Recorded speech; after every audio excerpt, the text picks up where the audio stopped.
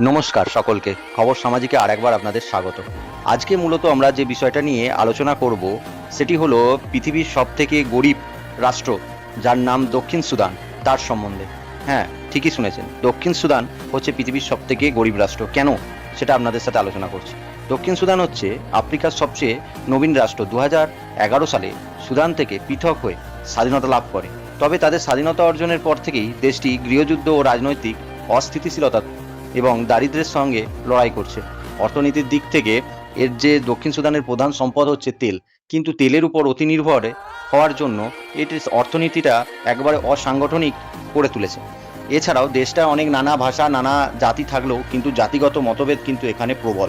এছাড়াও এটি Uganda, Kenya, Sudan ও পূর্বের ইথিওপিয়ার সাথে একটা সীমান্ত ভাগ করছে। তবে বন্যা এবং খরা এখানকার কিন্তু প্রাকৃতিক সমস্যা।